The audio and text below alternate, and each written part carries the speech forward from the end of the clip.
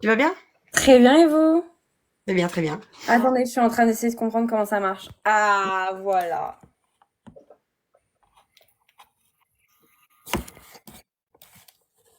L'équilibre est précaire.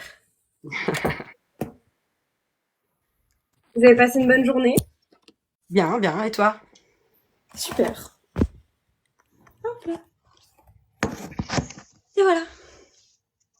Déjà, on te remercie beaucoup d'avoir accepté notre invitation. Bah, merci de m'accueillir. Avec grand plaisir. Et on va te demander de te présenter en quelques mots. N'en dis pas trop. On a plein de questions à te poser. Ok. Je vais essayer d'être courte. Euh, donc, je m'appelle Inès Dujardin. Ça va, c'est plutôt simple. Donc, j'ai 22 ans. Je suis autrice de romans depuis... Donc, mes premiers romans sont sortis il y a 2 ans maintenant. Au sein de la maison d'édition Elixiria. Et en parallèle, sur ma vie un peu perso, je suis encore étudiante. Voilà, j'étudie la communication et je suis en alternance en même temps. Donc voilà, petite présentation rapide. C'est bon ou Ça fait un emploi du temps bien chargé. ouais, vraiment. Tu peux nous expliquer ton parcours depuis le début? Un petit peu. Oui, alors j'ai commencé l'écriture quand j'avais 14 ans. Donc c'est assez jeune. Enfin, il y a plein de personnes qui commencent l'écriture assez jeune, mais moi tout de suite je savais que je voulais être éditée. Enfin, dès que j'ai commencé à écrire, j'étais en mode j'écris un roman, c'est pas pour le garder pour moi, c'est pour le partager. Il y aurait eu plein de manières de le faire. J'ai essayé Wattpad au début, ça a pas duré très longtemps, mais j'ai essayé. Je suis passée par cette étape et ouais non franchement c'était très stressant au début, je savais pas trop comment faire, il y a eu beaucoup de cafouillages, beaucoup de recherches, même de moi-même en tant qu'autrice, etc. Heureusement, j'ai ma mère qui m'a accompagnée, parce que donc ma mère est aussi autrice de romans, mais elle est plus dans l'écriture de romances MM, donc c'est un peu différent, parce que moi je suis dans l'urban fantasy, donc c'est des histoires avec des vampires, des loups-garous, des sorcières, etc. Elle est vraiment dans la romance. C'est différent, mais en même temps, elle a pu m'accompagner déjà purement dans comment trouver ton style d'écriture. Ensuite, dans comment est-ce que tu réussis à te débloquer quand t'écris, etc. Enfin, plein de petites choses comme ça pour lesquelles j'ai eu un accompagnement. Euh, donc ça a duré quand même des années. J'ai mis plus de 6 ans à écrire mon premier roman et à le terminer. Il y avait beaucoup de reprise du texte en fait. Parce que enfin, en tout cas c'est ce que je pense, je n'en ai pas forcément discuté avec d'autres auteurs qui avaient commencé à écrire jeunes, mais quand on commence à écrire à 14 ans, on évolue tellement vite dans sa tête à cet âge-là que en fait quand on écrit, par exemple moi j'écrivais un passage ou quelques chapitres sur un mois et puis 3 mois plus tard je retournais dessus et je me dis mais c'est pas possible, enfin ça correspond plus du tout à comment je pense et comment je vois les choses maintenant. Donc en fait c'était tout le temps ça, donc c'était un éternel recommencement. Mais j'avais vraiment ce truc-là dès que je me suis lancée de me dire je commence, c'est pour terminer, c'est pour réussir et ça prendra le temps que ça prendra, mais ça va marcher. Et ça a marché. Voilà. J'ai repris mon roman, je pense, quand j'avais 19 ans. La dernière reprise vraiment que j'ai faite, où j'étais en mode, c'est la dernière. J'avais 19 ans. Et en fait, j'ai rencontré dans un stage une personne qui écrivait aussi dans un genre totalement différent, qui était plus un peu poétique, philosophique, etc., développement personnel. Et en fait, elle m'a poussée un peu, elle m'a encouragée en me disant mais vas-y, envoie ton roman en maison d'édition, de toute façon t'as rien à perdre. Et elle avait raison, j'avais rien à perdre, donc c'est ce que j'ai fait. Et puis un mois plus tard, j'avais une réponse des éditions Lixiria qui me disait bah ton roman nous plaît, on voudrait l'éditer. Et après bah il est sorti. Et voilà. C'est encore assez vite de l'envoi du manuscrit à la réponse. Ça a été hyper rapide. Je pense que c'était le bon timing. Parce qu'il y a des périodes comme ça où c'est complètement bloqué dans certaines maisons d'édition. Bah d'ailleurs, je crois que j'y suis passée rapidement sur le live de Laetitia quand elle était parmi vous. Et dans mon souvenir, c'est ce qu'elle disait, c'est qu'en fait, il y a des moments où les maisons d'édition, c'est ouvert, etc. Et donc à ce moment-là, si votre manuscrit tombe pile sur cette fenêtre de tir, entre guillemets, ça passe. Mais sinon, ça peut attendre des mois. Et pour le coup, avec les éditions Elixira, je pense que c'est ce qui s'est passé.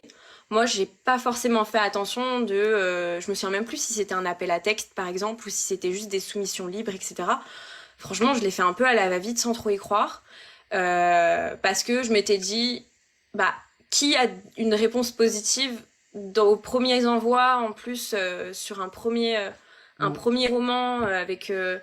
Enfin, j'y croyais à moitié et en même temps, j'y croyais totalement, comme si je savais que ça allait se faire. Enfin, peut-être une sorte d'instinct, j'en sais rien. Mais ouais, et ça a été très rapide. C'est pas comme ça pour tout le monde, mais j'ai eu de la chance pour le coup. Et t'as envoyé que à Elecxiria ou t'as envoyé à plusieurs? Non, j'avais envoyé à d'autres maisons d'édition, mais alors en tout, enfin en vrai, j'ai eu un retour négatif, un retour où on m'avait dit oui, ça passe en comité de lecture, et puis après plus jamais de nouvelles. Donc voilà. Et après j'ai eu Elixiria. Et en fait, une fois que j'ai eu Elixiria, je me souciais plus vraiment du reste. Donc dans mon souvenir, j'ai jamais eu d'autres retours, d'autres maisons d'édition qui auraient pu arriver bien plus tard, etc. J'en ai pas eu, mais après, vu que je faisais pas très attention, je sais pas. Alors, Mais Alice, j'avais envoyé à quand même peut-être une petite dizaine de maisons d'édition, hein, quand même. Alice étant très curieuse, elle aimerait savoir lesquelles. Oh là. Je me souviens plus. Je savais, le refus que j'ai eu, c'était de Bookmark. Ça, je m'en souviens. Euh, le, on passe en comité de lecture, mais j'ai jamais eu de retour après. C'était Juno. Donc, ceux qui m'ont répondu, je m'en souviens. Pour le reste, je pense que j'ai dû envoyer un petit panel en fait. J'ai pas été très stratégique, hein. Si jamais il y en a qui regardent le live et qui se disent ouais, moi aussi je vais envoyer mon roman, soyez peut-être un peu plus stratégique que moi. D'abord essayer les grosses maisons d'édition entre guillemets, ensuite les moyennes maisons d'édition et après les plus petites maisons d'édition. Moi, j'ai mis tout le monde dans le même panier, j'ai envoyé à tout le monde en même temps. Franchement, c'était premier arrivé, premier servi. Disant que j'avais déjà fait ma sélection au départ de maisons d'édition qui m'intéressaient et qui, je pense, me correspondaient. Donc, après, je me souviens plus trop quelles autres éditions il y avait. Voilà. Peux-tu nous faire un petit résumé de l'héritage? Ouais. Alors, donc l'héritage, c'est l'histoire d'une jeune fille qui s'appelle Alexandra. Elle a 17 ans, elle vit en France avec sa mère et elle a perdu son père dans un accident de voiture quelques années plus tôt. Depuis, avec sa maman, elles ont toujours en fait, enfin, elles ont eu du mal à se reconstruire. Elles ont jamais vraiment réussi à se reconstruire en France. Donc, un jour, sa mère, elle vient voir Alexandra et elle lui propose de déménager aux États-Unis puisqu'elle a trouvé un travail là-bas. Et Alexandra, elle accepte. Donc, une fois arrivée là-bas, c'est un peu nouvelle vie, nouveau départ. Donc, au début, tout se passe très bien. Elle s'intègre facilement, elle a un nouveau groupe d'amis, elle s'entend super bien avec eux. Il y a un jeune homme qui s'appelle Lucas qui la trouble beaucoup et elle sait pas pourquoi. Et en fait, tout va basculer le jour où elle réalise que le monde dans lequel elle vit, c'est pas celui qu'elle pensait, que parmi les personnes les plus proches d'elle, il y en a qui lui cachent des choses, et que même au sein de sa famille, il y a un secret qui remonte à plusieurs centaines d'années et qu'elle va découvrir. Et en fait, très soudainement, à l'âge de 17-18 ans, elle se retrouve à devoir assumer des responsabilités auxquelles elle est absolument pas préparée. Donc elle doit mûrir et grandir très vite pour faire face à toutes ces épreuves et trouver sa place dans ce nouveau monde qui s'ouvre à elle. Voilà, c'est le petit pitch que je fais en salon. Du coup, bon, ma question c'est qu'est-ce qui t'a donné le déclic pour envoyer ton manuscrit, mais tu nous as dit que tu écrivais dans l'optique d'envoyer, donc elle passe un peu à la trappe celle-ci. J'écrivais dans l'optique d'envoyer, mais après, il a quand même fallu un déclic pour me dire... J'ai toujours su que ce que j'écrivais allait finir entre les mains de quelqu'un, d'une manière ou d'une autre. Ma mère, elle est en auto-édition, donc je me disais, s'il y a aucune maison d'édition qui veut de mon roman, je l'auto-éditerai. C'est plus de galère, il y a plein de choses à prendre en compte. Je préférais qu'il soit édité, mais pour moi, c'était évident que des personnes allaient lire mon roman. Après, il a quand même fallu ce déclic et ce moment de... En fait, quand on est autrice, et ça, je pense que après en avoir discuté avec plein d'autrices d'Elixir, mais même d'autres maisons d'édition, c'est un sentiment qui est commun, c'est qu'on n'est jamais réellement satisfaite de son roman. On le remet tout le temps en question. C'est normal, ça fait partie de la nature humaine, hein. Je veux dire, on a un texte, on le relit 6 mois plus tard et on se dit franchement, c'est quoi cette merde que j'ai écrite? C'est pas possible. Enfin voilà, hein. C'est normal. Mais moi, je me suis rendu compte qu'à un moment donné, il fallait dire stop. Il fallait assumer qu'un roman, il était un moment dans notre vie. Il était un instant. Et que il pouvait pas durer toute notre vie. Dans 20 ans, quand je relirai l'héritage, sûrement qu'il me plaira plus. Ou peut-être que je l'adorerai. Mais quoi qu'il arrive, ce sera la Inès de 19 ans qui l'a relu, qui adorait ce roman au moment où elle l'a relu, et qui s'est dit, bon bah c'est maintenant. Et en fait, quoi qu'il arrive, ce sera l'image que j'avais de cette histoire à un moment donné. Et en fait, c'est presque gravé dans le temps. Enfin, je trouve qu'il y a quelque chose d'assez poétique dans le fait d'éditer un roman, surtout quand on est jeune. C'est presque vraiment gravé dans le temps, gravé dans la mémoire. Ce sera comme ça, quoi. Et c'était ma vision des choses à cet âge-là. Et sûrement que aujourd'hui, ma vision, elle est différente. Dans 10 ans, elle sera encore différente. Et dans 30 ans, encore plus. Mais c'est la beauté du texte aussi. Donc, il n'y a pas eu de déclic, mais il y en a eu un quand même. Et tu as prévu de combien de tomes? Alors, actuellement, il y en a 2 qui sont sortis. Ils se suffisent à eux-mêmes. Donc, l'histoire d'Alexandra, elle est vraiment terminée à la fin du tome 2. Après, évidemment, l'esprit fourmille d'idées. Donc, actuellement, j'écris le spin-off de l'héritage sur 2 personnages qu'on a croisés, en fait, dans le tome 2 et que je laisse un peu en plan parce que c'était pas leur histoire. Et justement, ça m'avait un peu frustrée et je me disais, il y a quelque chose à faire. Donc, c'est ce que je fais. Là, je le finalise. Si tout va bien, c'est pour bientôt. Et après, sinon, je voudrais écrire un 3e et dernier tome, mais cette fois pas sur Alexandra, sur sa fille Adélaïde, donc bien des années plus tard. Parce qu'en fait, là où l'histoire d'Alexandra est terminée, l'histoire de sa famille et de ce fameux héritage qu'elle va découvrir ne l'est pas totalement. Et en fait, je veux conclure cette histoire familiale-là parce que dans l'écriture de l'héritage, ça a été un de mes moments préférés. D'imaginer quel était ce fameux héritage. Bon, je vais pas vous le dire parce que sinon je vous spoil. Mais imaginez ce que c'était, d'où il venait, pourquoi il était là et qu'est-ce qu'il représentait. Ça a été, je pense, le moment où je me suis rendu compte à quel point l'écriture, c'était incroyable et que c'était une source de joie énorme dans ma vie en tout cas, peut-être pas pour tout le monde, mais dans la mienne, c'est à ce moment-là, je pense que j'ai compris. C'est vraiment quand j'ai imaginé ces passages-là. Donc, je veux leur donner leur fin et avoir une conclusion à ça. Donc, il y aura un 3e et dernier tome. Mais après, normalement, c'est fini pour l'héritage. Ok. Alors, Alice nous demande dans les commentaires, penses-tu écrire d'autres genres que de l'urban fantasy? Oui. J'aimerais déjà écrire de la romance. J'ai 2 projets de romance en tête. Pour l'instant, c'est juste le temps qui me manque pour me lancer dedans. Et parfois la motivation aussi, on va pas se mentir. Donc il y a une new romance et une romance de Noël. Voilà. Après, actuellement, je suis surtout dans l'urban fantasy, mais je sais qu'à terme, sur le long terme, j'aimerais écrire de la fantasy aussi.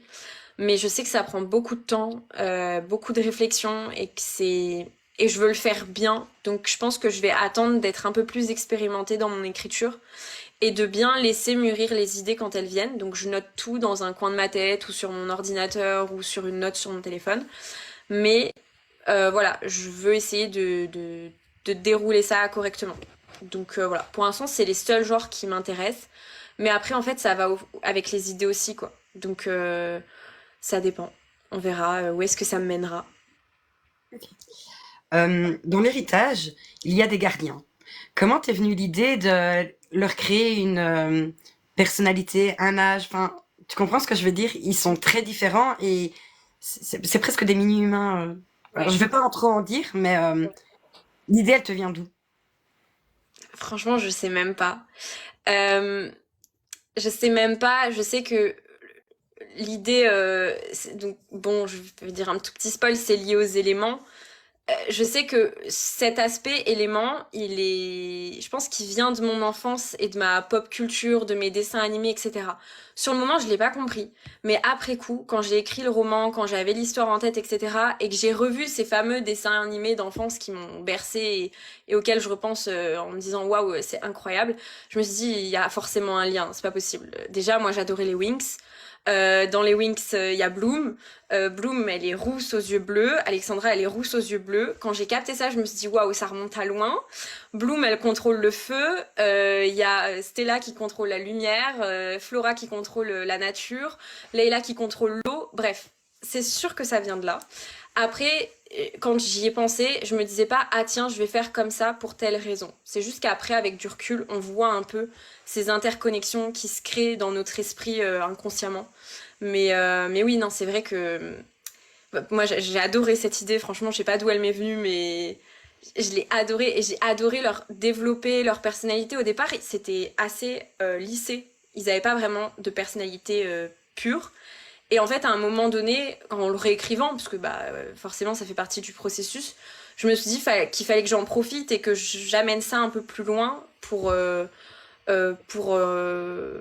être satisfaite et surtout pour humaniser la chose aussi et comprendre que c'est pas juste des gardiens. Justement, ils ont une âme au final et ils ont des sentiments, ils ont une manière de penser, même s'ils sont pas vraiment humains. Donc, J'ai voilà. pas encore lu le tome 2, mais est-ce que tu les développes un peu plus que dans le tome 1? Je les développe pas forcément plus, mais ils prennent une place plus importante dans les décisions importantes, en fait. Euh, Ce sont des vrais conseillers pour Alexandra. Quand elle sait, parce que elle a 17, 18 ans, elle se retrouve perdue dans une à devoir assumer des choses auxquelles elle n'a pas été préparée. Et en fait, elle a besoin d'être guidée. Et certes, il y a des personnes autour d'elle qui peuvent le faire, mais au final, personne n'a autant d'expérience qu'eux. Et donc, en fait, elle va leur demander conseil et ils vont l'aider, ils vont l'accompagner. Et il va se développer un vrai lien très fort entre eux. Et justement, c'est aussi pour ça que je veux écrire un tome 3. C'est pour les développer encore plus et en apprendre encore plus sur eux. Parce que, bah, un des défauts, entre guillemets, d'avoir écrit mon roman quand j'avais 19 ans et de m'être dit je l'arrête à un temps T et ce sera comme ça que je l'ai vu à tel moment de ma vie. Un des défauts, c'est qu'aujourd'hui je me dis j'aurais peut-être pu insister un peu plus sur ça ou des choses comme ça. Mais c'est ça aussi la beauté de pouvoir écrire un tome 3 et en fait de pouvoir se dire mais rien n'est perdu, vas-y Inès, on y retourne et puis on développe ce qu'on n'a pas pensé à développer quand on avait 19 ans quoi. Donc ouais, ce serait un peu plus... Je veux vraiment essayer d'aller plus loin encore là-dessus, etc. Et puis même de repousser mes limites, quoi. De repousser les limites de quand je l'ai écrit pour la première fois où c'était déjà énorme. Mais maintenant, avec plus d'expérience, on peut aller plus loin. Alors, est-ce qu'on peut savoir ce qui t'a attiré dans l'urban fantasy et dans les créatures surnaturelles? Ouais, je pense que c'est le fait... moi, j'ai toujours kiffé la magie, j'ai toujours aimé tout ce qui était pas naturel. Mais surtout, j'ai baigné là-dedans. Enfin, quand j'étais petite, mes dessins animés, c'était des dessins animés où il y avait de la magie.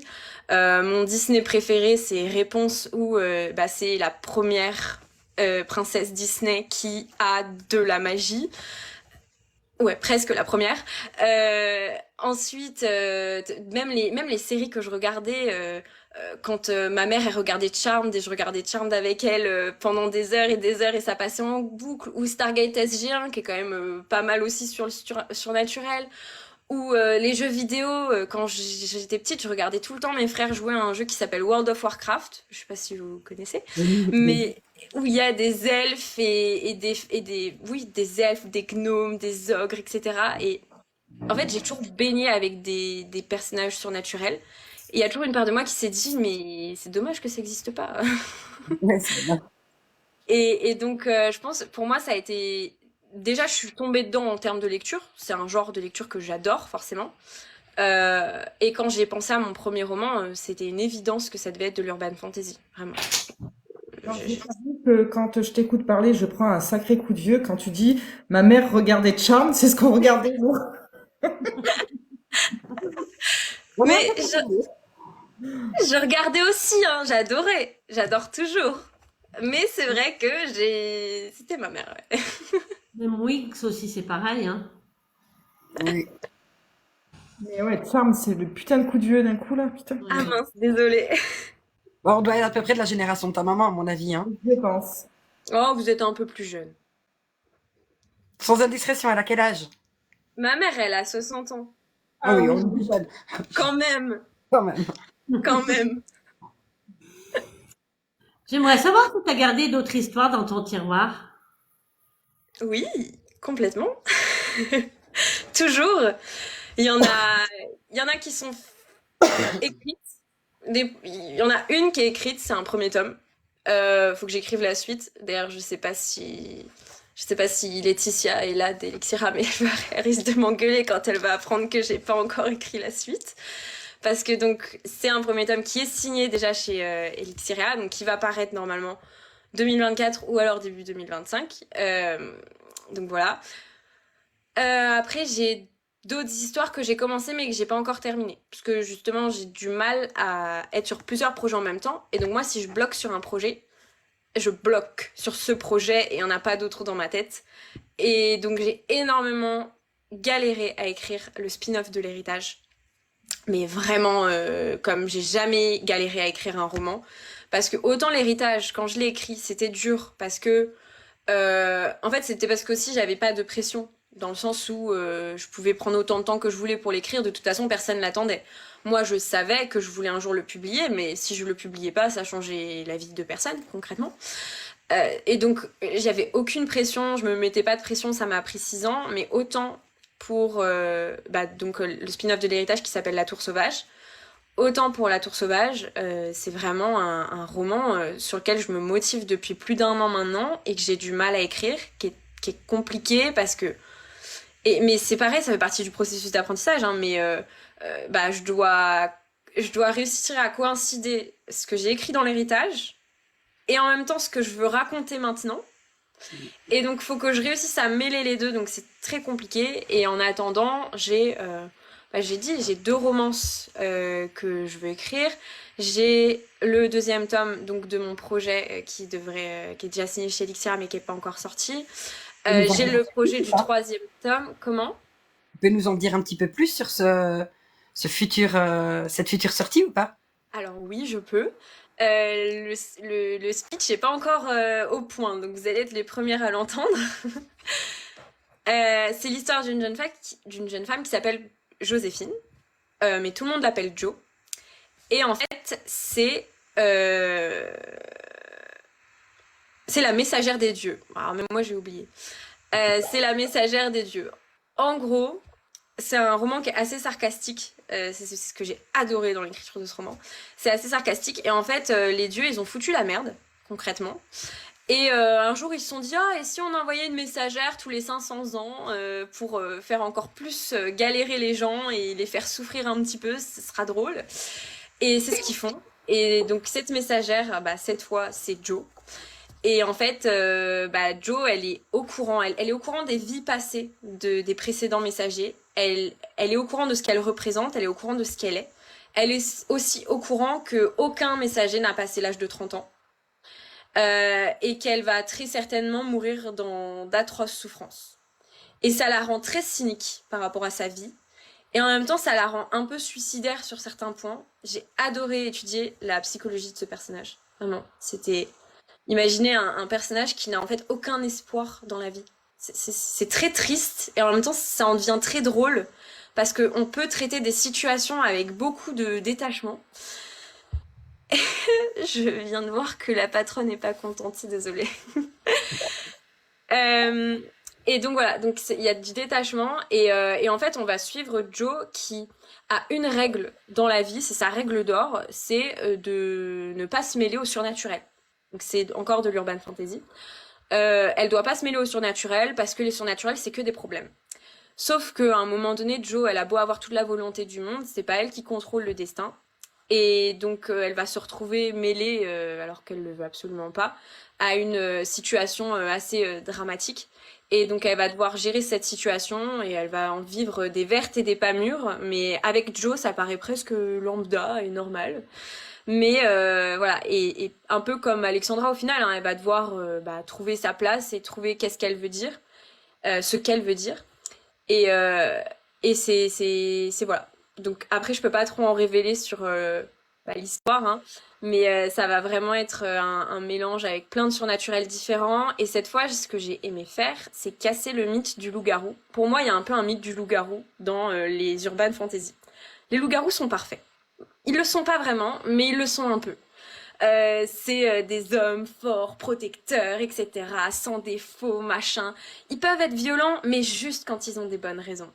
Et autant le mythe du loup-garou, je l'adore, vraiment. Des romans, j'en ai dévoré des tonnes et des tonnes qui ont ces mythes-là. Mais par contre, j'ai beau l'adorer, j'avais envie de le déconstruire un petit peu. Et donc, on va avoir Joe qui va évoluer avec des garous, pas que des loups. Il y a des ours-garous, il y a des aigles-garous. J'ai voulu un peu changer sur certains points. Et en fait, elle va vivre avec eux. Et là, elle va découvrir des secrets qui vont bien au-delà de ce qu'elle pourrait imaginer et se rendre compte que les garous qui ont l'air tout beaux, tout gentils, tout mignons comme ça, ils le sont pas du tout. Et donc ça a été un peu mon kiff sur cette histoire. Et t'as une date de sortie pour ce livre? Pas encore. Normalement, c'est fin 2024 ou début 2025. Mais j'en rediscute avec mon éditrice à la fin du mois, là. On va se voir en salon, donc on va en profiter. As-tu des habitudes d'écriture? Non, justement, j'en ai pas et ça me ralentit un peu parce que avoir des habitudes, c'est avoir des rituels et avoir des rituels, c'est rester bien encadré, etc. Donc, par exemple, il y en a, ils vont toujours écrire le matin avec de la musique, un petit thé à côté d'eux et donc tous les matins, c'est leur rituel. Et donc forcément, ils écrivent tous les matins. Moi, j'ai énormément de mal à mettre un rythme et justement avoir ces petites habitudes. J'en ai par période. Par exemple, il y a quelques mois, j'écoutais de l'ASMR pendant que j'écrivais, alors que j'ai jamais écouté de l'ASMR de ma vie. Mais bon, voilà, je me lançais, puis j'écoutais de l'ASMR et ça m'aidait à me concentrer. À d'autres moments, ça a été je vis encore chez mes parents, j'ai la chance d'avoir une cheminée, donc c'était d'écrire à côté du feu. Le soir, quand tout le monde était couché, je descendais, je remettais des bûches dans la cheminée et je me concentrais et j'écrivais. À d'autres moments, ça a été d'écouter de la musique, vous savez, les bandes originales de films avec plein de musique bien d'action, etc. et tout. Mais malheureusement, j'ai du mal à garder une seule et unique routine. Et dans ton écriture, t'es plutôt jardinière ou architecte? T'as un plan ou tu y vas au feeling? J'ai un peu un mix des deux. Je peux aller au feeling sur, on va dire, le premier quart du roman. Généralement, le premier quart, il est toujours au feeling même. Par contre, dès qu'on commence à rentrer vraiment dans, en fait, le ventre mou du roman, je sais pas si vous connaissez ce principe-là. En fait, quand on écrit un roman ou même quand on lit, hein, il y a le début. Le début, il est toujours intéressant parce que c'est là où on découvre l'univers. Il y a la fin elle est toujours intéressante, parce que c'est là où on va avoir toute l'action, on va conclure les intrigues, etc. Et il y a le milieu. Et le milieu, il est toujours un peu plus difficile à écrire. En tout cas, pour moi, ça a toujours été le cas, parce que c'est ce moment où on est vraiment sur, c'est logique, hein, mais ce qui va lier le début et la fin. Et parfois, on a le début et on a la fin, mais on n'a pas le milieu. Et c'est mon cas, par exemple. Et donc, en fait, je vais avoir mon début, je vais l'écrire en mode jardinière, et à un moment donné, arrivé à ce ventre mou là, il faut que je me pose tranquillement et que je pose sur le papier qu'est-ce que je veux raconter, qu'est-ce qui va se passer. Ça veut pas dire que je m'y tiens forcément. Je suis pas non plus à avoir un détail hyper précis de ce qui se passe chapitre par chapitre, etc. Moi, ça marche pas du tout sur moi ça parce que je suis trop libre après quand j'écris, j'arrive pas à me tenir à ce que je dis. Et donc voilà. Mais après, j'ai quand même besoin d'un petit plan à un moment donné, quoi. Sinon, ça marche moins bien. Euh, on a une question dans le chat Vlad qui demande mode jardinière. En fait, il y a des auteurs, ils y vont au feeling, donc comme un jardin qui pousse un peu n'importe comment, et il y en a d'autres qui sont dits architectes, donc qui ont un plan tout tracé et qui s'y tiennent. Voilà, petit aparté. Très bien résumé. Moi, j'aurais voulu connaître ta réaction quand tu as reçu la réponse positive d'Elixiria. Qu'est-ce que tu as ressenti? Au départ, un peu d'incrédulité. Comme j'ai dit, j'y croyais, en même temps, j'y croyais pas. Enfin, c'était très étrange ma manière d'aborder l'envoi aux maisons d'édition. Euh, J'étais un peu incrédule et par contre, je m'en souviens très bien. J'ai un souvenir très vif de ce que je faisais à ce moment-là. j'étais en week-end chez une de mes meilleures amies qui vit en Normandie. Et donc j'étais en week-end chez elle et son copain et j'étais couchée dans mon lit et j'ai ouvert les yeux le matin, j'ai ouvert mon téléphone et là la première notification que j'ai vue c'était un mail d'Elixiria et j'ai vu dès les premiers mots que c'était positif. Et donc là j'ai sauté et j'ai dit à ma meilleure amie donc, qui s'appelle Océane, j'ai fait Océane, on a accepté mon roman et tout. Et donc je l'ai crié, j'ai sauté dans toute la chambre, etc. Et j'ai vécu ce moment avec eux. Voilà. Et franchement, j'étais au début un peu incrédule et après extatique. Et, et après, je suis restée incrédule longtemps. Ils m'ont envoyé le contrat d'édition tout de suite. J'ai mis longtemps à signer le contrat d'édition. J'étais un peu dans ce truc de waouh, là je m'apprête vraiment à passer une étape hyper importante et surtout à réaliser un de mes rêves. C'est rare de réaliser un de ses rêves quand on a 19 ans. C'est pas tout le monde qui en a la chance ou l'opportunité. Évidemment, tout le monde n'a pas des rêves qu'on peut réaliser à 19 ans aussi. Mais moi, j'étais là et je me disais, je vais faire ce que certains n'ont peut-être jamais réussi dans leur vie. C'est réaliser un de leurs rêves. Et donc cette signature, elle était hyper symbolique pour moi. J'ai mis peut-être 1 mois à leur renvoyer, alors que j'étais hyper contente. Hein. Mais c'était une étape à passer. Et en plus, il y avait aussi un peu d'appréhension sur certains points parce que autant le fait d'avoir eu ma mère qui est autrice, ça m'a aidé à développer plein de choses, mais ça m'a aussi montré qu'est-ce que c'était que le monde de l'édition, qu'est-ce que c'était que le monde de l'écriture et des auteurs, etc. Et il y a beaucoup de bisounours et de cœurs qui sont liés à ce monde-là, mais malheureusement c'est souvent faux quoi. Donc il peut y avoir aussi des choses qui se passent pas bien. Et même si j'avais entendu que du bien d'Elixiria, il y avait toujours cette petite part de moi qui se disait ouais mais et qu'est-ce qui se passe si ça se passe mal quoi. Enfin comment je gère etc. Au final pas du tout, ça s'est hyper bien passé, vraiment de la peur pour rien, mais je pense que ça a un peu joué aussi sur le temps que j'ai mis à signer. On a un commentaire qui dit c'est beau à ton âge de pouvoir éditer ton roman. C'est vrai que t'es jeune, t'es une bonne auteure quand même. Autrice, auteur. Moi les deux me vont, t'inquiète. Alors moi j'aimerais savoir si c'est compliqué pour toi d'écrire des scènes spicy. Ah ouais, de ouf. En plus moi la première personne à lire mes romans c'est ma mère. Enfin, c'est pas que je veux pas qu'elle lise les scènes spicy, mais bon, c'est ma mère, quoi. Donc, ouais, non, franchement, moi, je suis pas très à l'aise avec les scènes spicy. Peut-être qu'un jour, je le serai.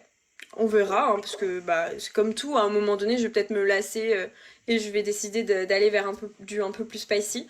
Après, je suis pas hyper spicy, mais je pense que je peux quand même écrire une scène qui tient la route, etc., et qui réussit à transmettre des sentiments etc. Mais c'est pas. Enfin, je sais pas en vrai. J'ai jamais trop demandé en plus aux gens autour de moi. Mes meilleures amies, elles me disent, waouh, t'es hyper spicy. En même temps, je me dis, par rapport à ce que je lis, je suis pas sûre, hein. Mais bon, c'est peut-être parce que moi, je lis des trucs hard, j'en sais rien.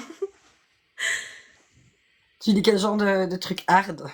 Non, c'est pas vraiment des trucs hard, mais on sait tous que dans les romans avec de l'urban fantasy, ça dépend des auteurs, etc. Hein. Mais parfois, ça peut être assez poussé quand même au niveau des scènes de sexe. Et donc, moi, ça me paraît pas forcément grand-chose, mais pour d'autres personnes qui sont pas à lire dans ce genre-là, je peux comprendre que, et pour le coup, c'est leur cas, il y a un petit peu ce truc en mode, ouais, pour elle, c'est la première fois presque. Et je suis en mode, mais il y a un peu plus de romans avec des loups-garous, meuf, franchement, tu rates un truc, hein. C'est vrai. Mais c'est pas trop compliqué d'associer l'écriture avec ta vie d'étudiante? Ah, si, complètement. Depuis le début, hein. Enfin, quand j'étais au lycée et que je devais écrire juste. Enfin, que j'écrivais juste pendant les vacances scolaires, franchement, c'était hyper dur. Parce que du coup, les vacances scolaires, c'est toutes les 6 semaines, déjà. Donc ça veut dire que toutes les 6 semaines, je reprenais mon roman et bah, comme je vous l'ai dit tout à l'heure, je l'aimais plus. Donc ça n'arrange rien. Mais c'est extrêmement dur d'écrire quand on est étudiant. En plus, maintenant, je cumule les trois. Je cumule une alternance, plus les études, plus l'écriture. Et les salons aussi. J'adore faire des salons, mais ça prend du temps, ça prend de l'énergie, etc. Donc c'est très compliqué. C'est pour ça que là, actuellement, je me mets pas je me mets pas non plus trop la pression sur l'écriture parce que je sais que dans ma vie actuelle, c'est quand même difficile de tout concilier et en plus d'après de garder une vie sociale aussi, parce que c'est quelque chose d'important. C'est à ton âge. Donc ouais, c'est ça, c'est difficile à concilier.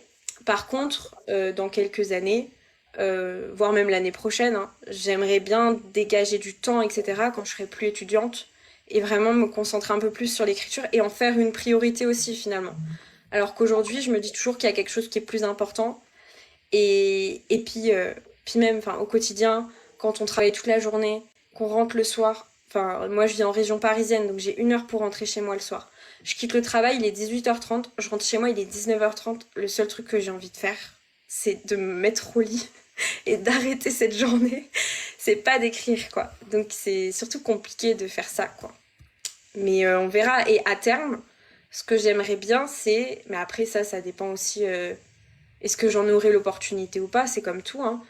J'aimerais bien être à temps partiel, avoir peut-être une journée ou une après-midi dans la semaine où je me consacre à l'écriture et donc où je travaille pas et juste je fais ça. Ça, ce serait un peu l'objectif ultime pour essayer de concilier un peu tout. Mais on verra plus tard ça. Et tes connaissances à l'école, ils t'ont lu? Des connaissances du lycée, oui. Mais après, non. Études sup, non. Devilona demande si sa fille de 15 ans peut lire l'héritage. Oui, pour moi, enfin, je lisais ce genre de livre-là à cet âge-là, donc pour moi, y a aucun problème. Tu nous as dit tout à l'heure que tu étais lectrice, si j'ai bien compris. Oui. Est-ce que tu peux nous donner ton top 3 de livres préférés? Ah, ça, c'est la pire question du monde. Elle est trop dure à répondre. Franchement, je pourrais pas dire top 3 préférés. Par contre, il y en a qui m'ont un peu plus marqué que d'autres. Euh, la première vraie grosse série de romans que j'ai lue, c'était Les Chevaliers d'Émeraude. Et alors, je pense que...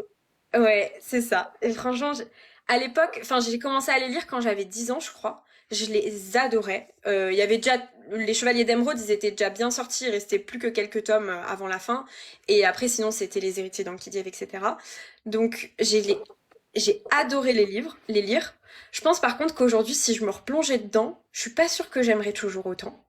Je sais pas pourquoi, mais j'ai un peu ce truc de c'était le livre de quand j'avais 10 ans. Moi, je les ai lus Et beaucoup plus tard que ça, moi.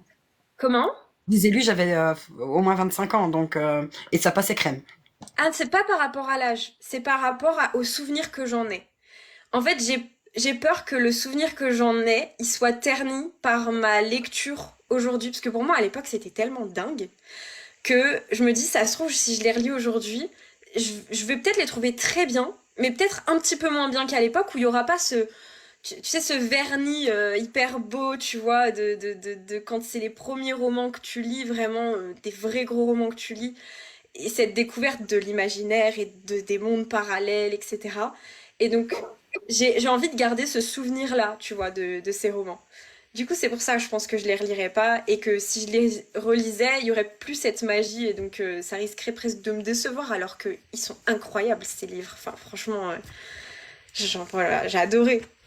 Donc, il y a d'abord eu les Chevaliers d'Émeraude. Ensuite, en urban, mon premier urban, ça a été Né à minuit de C.C. Hunter. Je sais pas si vous connaissez. Si tu connais des titres, moi, Ouais, en fait, c'est un urban young adulte. Euh... Je saurais pas dire, franchement, j'ai juste adoré. Ça a été... Je suis tombée tête la première dans l'urban fantasy à cause de ce roman-là. Et après, j'étais en mode, mais c'est incroyable et tout. Et j'en ai lu après des dizaines et des dizaines et des dizaines. Et d'ailleurs, dans l'héritage, Lucas s'appelle Lucas parce que dans Né à minuit, le personnage principal s'appelait aussi Lucas. Enfin, un des personnages principaux s'appelait aussi Lucas. Et en fait, je voulais faire un petit clin d'œil à cette histoire qui, enfin, je pense que sans elle, j'aurais peut-être jamais écrit d'urban fantasy. J'aurais peut-être écrit un autre genre. Ça, je sais pas, je pourrais pas le dire. Mais l'urban, je pense pas. Donc, voilà. Et après, je pense que c'est les deux séries vraiment qui m'ont le plus marqué. Je n'en vois pas de troisième, désolée. il n'y a pas de souci, c'est déjà bien. Est-ce que tu penses faire des salons en 2024? Oui. Bah déjà, j'en ai un à la fin du mois. à Normania, donc c'est près de Rouen. Donc j'y vais avec ma maison d'édition, les éditions Elixira qui seront présentes. Donc c'est, je crois, le 25-26 ou le 24-25, quelque chose comme ça. Donc voilà, donc là j'ai trop hâte parce que c'est la reprise des salons pour 2024. Et après, pour le reste, je sais plus. Attendez, faudrait que je regarde mon calendrier parce que moi j'ai une petite mémoire. Peut-être que je retournerai à Mons, peut-être que je retournerai à Niort. Tout dépend encore de est-ce que. Bah, en fait, tout va dépendre aussi de est-ce que j'ai une nouvelle sortie ou pas. Parce que, évidemment, là, l'héritage, ça fait bientôt 2 ans que c'est sorti. Et même ça va faire 2 ans à la fin du mois. Je viens juste de. À Normania, même ça fera 2 ans parce que c'était le 25 février que c'est sorti. Bon, je viens de réaliser. Donc ça va faire bientôt 2 ans, j'ai pas eu de sortie depuis. Donc en fait, à un moment donné, on sent qu'il y a une forme d'essoufflement, ce qui est totalement normal. Les gens, ils ont déjà vu le roman. S'il leur plaisait, ils l'ont déjà acheté. S'il leur plaisait pas, ils l'ont pas acheté. Donc voilà, mais donc on verra si j'ai une nouvelle sortie d'ici là. Moi, ce que j'espère, c'est pouvoir finir La Tour Sauvage d'ici là. Et pourquoi pas avoir avec mon éditrice encore une fois, hein, parce que rien n'est assuré, c'est pas moi qui décide de toute façon. Pourquoi pas le publier en fin d'année, mais on verra. Et sinon là, donc j'ai mon calendrier sous les yeux. Je vais à l'Ouest-Hurlan normalement, fin avril, si tout va bien. Ensuite, j'ai rien sur la première partie de 2024. Et après, j'ai en septembre 2024, normalement, j'ai la Fête de l'Humanité. J'ai le Salon du Livre de Niort aussi, qui vont s'enchaîner. J'ai un salon de la romance à Tuis-Signol, qui est près de Rouen, je crois. Et peut-être le salon du livre de Mons, fin novembre 2024. C'est là qu'on s'est rencontrés, oui. Et peut-être pas tout de suite, mais un peu plus tard. Est-ce que tu aimerais écrire un 4 mains? Si oui, avec qui? Alors, je sais pas si j'aimerais. En fait, je pense que c'est un exercice. J'en ai parlé à beaucoup d'autrices d'écrire un 4 mains, parce qu'il y a beaucoup d'autrices qui veulent, etc., et qui ont envie d'écrire un 4 mains. Et par exemple, Lisa Barthollet, que donc je sais qu'elles sont passées aussi sur le live. Elles vont passer. Elles sont pas encore passées, autant pour moi, je croyais. Mais je sais donc que Lisa Barthollet, par exemple, elles écrivent à 4 mains, et j'en ai discuté avec elle, et j'aurais dit, mais je suis pas sûre, parce qu'en fait, étant donné que je suis pas architecte, et que je suis vraiment jardinière, sur certains points, même si j'ai un plan, je peux dévier de mon plan à tout moment. Et quand on écrit un 4 mains, l'idée c'est quand même de se mettre d'accord sur une trame. Et je me dis, mais si moi je veux totalement changer la trame du jour au lendemain, alors évidemment qu'on en discute, mais ça reste quand même des situations à gérer, etc. Donc pour l'instant, je me sens pas de le faire. Après, étant donné que ma mère elle écrit aussi, c'est vrai que j'ai déjà discuté avec elle de potentiellement est-ce qu'elle. Alors pas écrire un 4 mains en tant que tel, mais elle a déjà évoqué l'idée d'écrire l'histoire d'amour, du coup, potentiellement entre deux hommes dans mes histoires, etc. Et de l'écrire avec sa plume, mais avec moi aussi qui est là quand même et qui lui explique comment l'histoire, elle se vit, l'histoire de ses personnages, etc. On en a parlé, pour l'instant ça s'est pas concrétisé, mais en vrai pourquoi pas un jour, hein, Vraiment j'ai chouette que 20 d'écrire ans, avec sa maman. c'est maintenant quoi. Comment? Ça peut être vraiment chouette d'écrire avec sa maman, enfin, Ouais. même pour plus tard, enfin, c'est un souvenir. Ouais. Et sans indiscrétion, c'est quoi le nom d'auteur de ta maman? VD Prin. Je connais pas. Ça doit motiver quand même d'avoir une maman écrivain. Quand tu as des baisses de motivation, elle doit être derrière toi, non? Elle m'engueule surtout. Mais oui, puis ça motive d'avoir quelqu'un à qui en parler. Ouais. Euh, Je pense que tu alors, vis. ouais, c'est ça. En vrai, il y a beaucoup d'auteurs, d'autrices qui, justement, une fois, soit à travers les réseaux sociaux, ou alors une fois qu'elles sont publiées et qu'elles rencontrent d'autres autrices dans leur maison d'édition ou en salon, si elles sont auto-éditées et qu'elles vont en salon, etc. Donc, c'est comme ça qu'elles rencontrent des personnes qui vivent la même chose qu'elles, etc. Et elles ont ce besoin, elles et ils ont ce besoin d'avoir quelqu'un à qui en parler. Et c'est totalement naturel. Et moi, j'ai jamais ressenti ce besoin, en fait. Parce que j'ai toujours eu quelqu'un à qui en parler et qui comprenait. Et pourtant, avec ma mère, ma mère est extrêmement productive comparée à moi. plus beaucoup maintenant parce que voilà, c'est plus compliqué avec le travail, etc. qu'à une époque. Mais à un moment donné, elle pouvait sortir un livre par mois sans problème, hein. Donc non, franchement, ma mère était hyper productive. Euh, donc voilà, ça fait du bien d'en parler à quelqu'un et d'avoir quelqu'un pour me guider juste parfois et juste parfois m'engueuler et me dire Inès, vas-y, remets-toi à l'écriture et arrête de te plaindre, quoi. Parce que c'est ce qui se passe aussi parfois. Dans les commentaires, Alice te demande si tu aimerais un jour vivre de ta plume. Et alors là, je vais peut-être en surprendre certaines, mais pas du tout. Non, il y en a d'autres que toi qui ne veulent pas, hein. Ah, c'est vrai?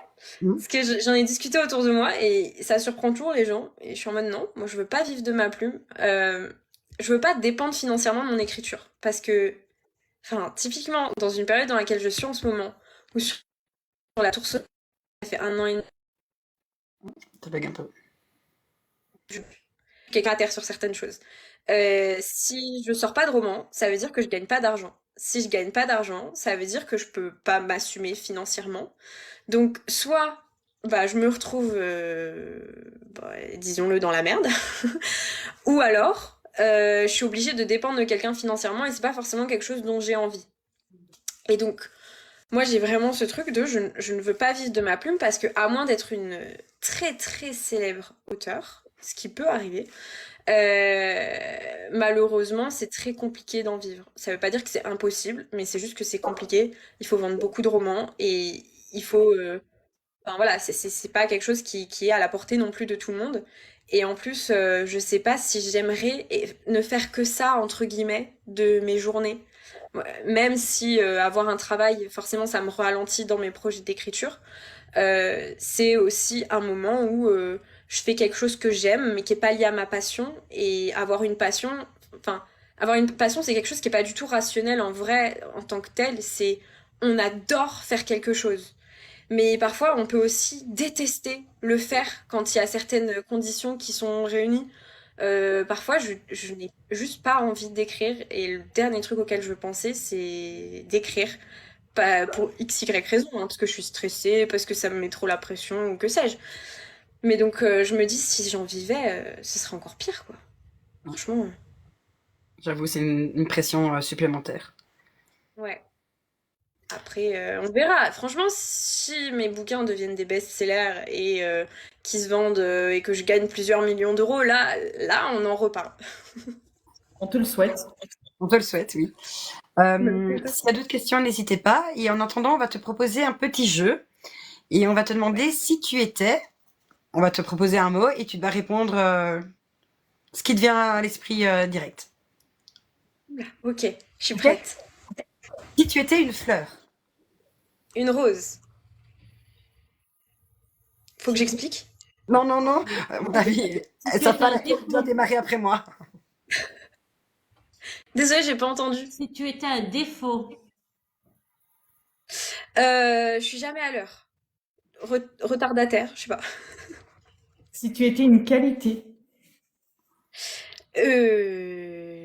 Le premier truc qui m'est venu en tête, c'est bienveillante, mais je sais pas si c'est juste, hein, mais... Si tu étais un film.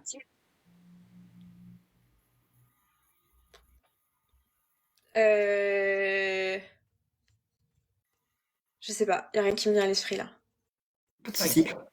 Mon esprit devient vide quand t'as dit le mot film. Tu regardes pas beaucoup de films? Bah si, pourtant j'en regarde, mais là le seul truc qui me vient à l'esprit, c'est Autant en emporte le vent que j'ai jamais vu. Je crois que je suis un peu stressée par ce jeu. Mais Faut pas. c'est pas grave. et si tu étais un dessin animé alors? Allez, Winx. On le savait.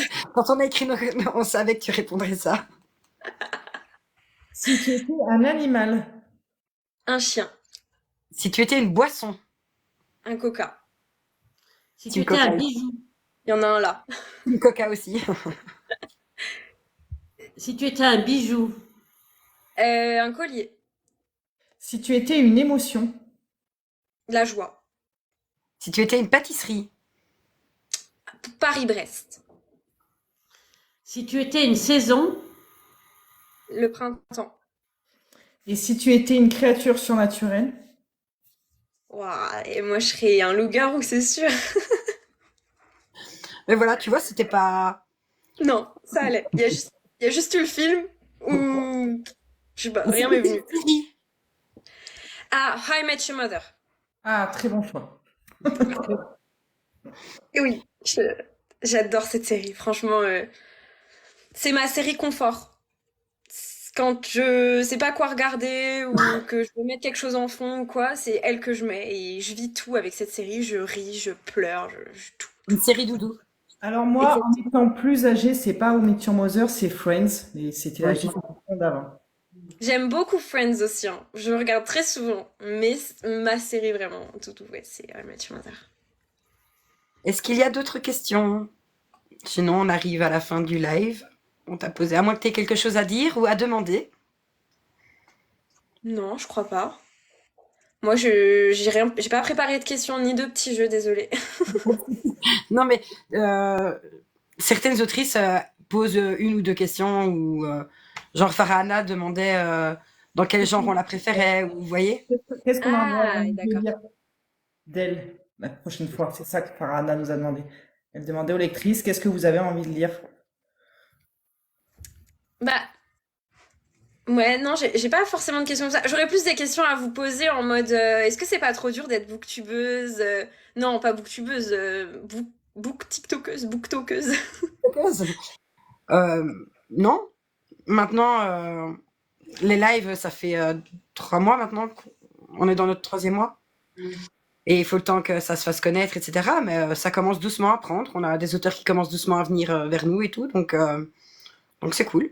Après, Non, mais on va pas dire qu'on n'est pas stressé avant les lives parce que ça serait mentir.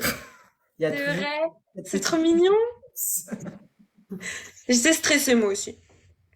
Mais généralement, ça se passe super bien, hein. C'est comme prendre un café avec des copines. C'est ça. Ok, mais c'est pas dur de créer du contenu? Moi, c'est vous que je vais interviewer maintenant. Parce que, en tant qu'autrice, je vous l'annonce, moi, créer du contenu, c'est ma hantise. Autant sur TikTok, ça va encore, mais alors Instagram, franchement, c'est le stress ultime. Vraiment. Euh, disons qu'il faut tout le temps se renouveler en fait. Et des fois, on prend 2 heures pour faire une vidéo qui va faire 300 vues. On prend 3 secondes à en tourner une autre avec une montre qui tourne et on fait 10 000 vues. Enfin, donc des fois, c'est un peu frustrant quand même qu'on ne se rend pas compte du travail qu'il y a derrière certaines vidéos et qu'elles fonctionnent pas quoi. Ouais. Ouais, ça, j'avoue que c'est hyper frustrant. Bon, les filles, elles le savent.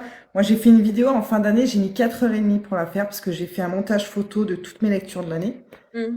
Je crois que elle a fait 800 vues. Et avant-hier, j'ai pris en photo les trigger warnings d'un livre et elle a fait 10 000 vues. Ah ouais, c'est frustrant ça. C'est frustrant, des fois. Ouais. C'est vrai que ça prend beaucoup de temps, mais c'est plaisant, franchement. C'est plaisant, non, non, mais c'est plaisant. Ouais. Maintenant, on prend du temps pour nos comptes propres, mais ouais, on prend aussi pas mal de temps pour le compte des dealeuses de livres. Enfin, préparer les questions comme ça avec toi, etc. On prend 2, 3 heures par semaine, toutes les trois, à préparer nos lives, à essayer de trouver d'autres idées et d'intéresser les gens, quoi. Ouais, de C'est l'adapter un à investissement. notre besoin et tout.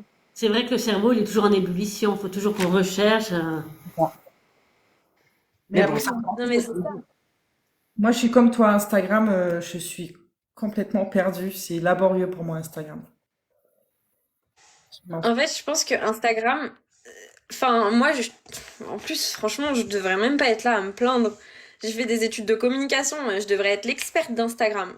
Pas du tout. Euh, Moi, Instagram, j'ai l'impression que on peut jamais satisfaire Instagram. Enfin, les réseaux sociaux, c'est des robots au final, c'est des algorithmes. Et si tu réussis à trouver comment satisfaire l'algorithme, ça passe. Mais j'ai l'impression qu'Instagram, j'arrive jamais à le satisfaire. L'autre jour, pareil, j'ai sorti une vidéo. Elle a fait sur Insta, je sais même pas comment c'est possible. Elle a fait 17 000 vues, 18 000 vues. Elle a eu plusieurs milliers de personnes qui l'ont aimée. Et je suis en mode, mais enfin, pourquoi? Alors que toutes mes autres vidéos, non. Mais loin de là, genre elles ont 20 j'aime, incroyable. Et celle-là, j'ai pas compris. Mais bref, je trouve que c'est galère. Pour ça que je voulais avoir votre avis là-dessus. Est-ce Et que tu te vois Insta. dans quel métier plus tard, si c'est pas indiscret? Bah, là, actuellement, je suis chef de projet au ministère de la Culture. Je m'occupe des sites internet du ministère, en fait. Et ça me plaît. Donc, à l'origine, je voulais être dans la communication pure, la publicité, etc. Et en fait, plus je suis dans quelque chose d'un peu plus concret et d'un peu plus réel et un peu moins bah, euh, communication, quoi, c'est du bullshit. Plus je suis dans ce monde-là et plus je me dis que je peux pas retourner dans la com et la publicité pure. C'est pas quelque chose qui me correspond aujourd'hui, je pense, dans ma manière de penser, de voir les choses et d'être. Donc peut-être rester chef de projet. J'ai aussi eu une expérience dans la création d'événements culturels, etc. Donc pourquoi pas avoir un poste où je pourrais créer un petit salon du livre. On sait pas, voilà. Mais je sais pas exactement quel métier je veux faire. Mais pas dans la communication et surtout pas les réseaux sociaux. Je veux juste remercier Lucie qui, dans les commentaires, nous dit votre petit bac était chouette. Merci beaucoup et je pense qu'on renouvellera cette expérience. C'est C'est ça. prévu. Ouais. Elle a raison, Lucie. Franchement, c'était sympa. Mais on prévoit d'autres choses et on invitera d'autres autrices à faire des petits jeux, etc. Donc attends-toi à ce qu'on revienne vers toi. Pas tout de suite, parce que là on est un peu booké jusque fin avril, mais c'est prévu. Non, jusqu'à fin avril, on est en février et c'est génial. Ouais. Oui, oui, c'est bien. Bah, je Après, suis contente. Je suis contente pour vous quand même, parce que je me souviens qu'on s'était vu du coup à Mons Oui. et bah, que ça avait pas commencé dans mon Non, souvenir. ça allait commencer.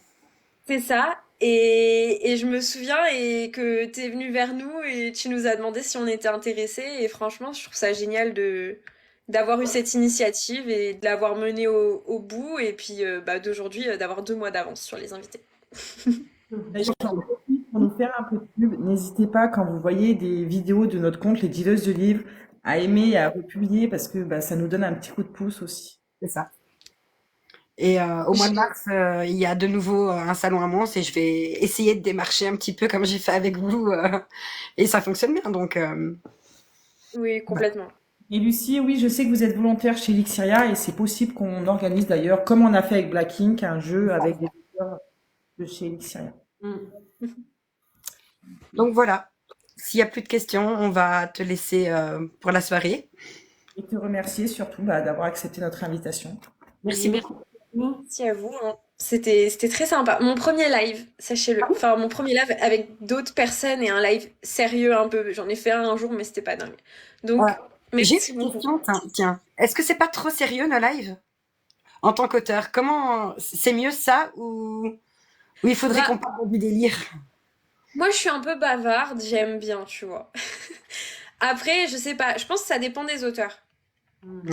Moi, ça me dérange pas. Un live comme ça, franchement, j'ai kiffé. J'ai parlé pendant 1 heure de moi, de l'écriture, de lecture, etc. Je suis un peu auto-centrée parfois, donc ça satisfait cette part de moi. Après, peut-être demander aux auteurs au préalable si ils veulent quelque chose d'un peu plus sérieux ou d'un peu moins sérieux. Moi, je sais pas ce que j'aurais répondu par contre. Ouais, comme je te dis, on essaye de se renouveler et d'avoir d'autres idées, donc autant poser la question, quoi.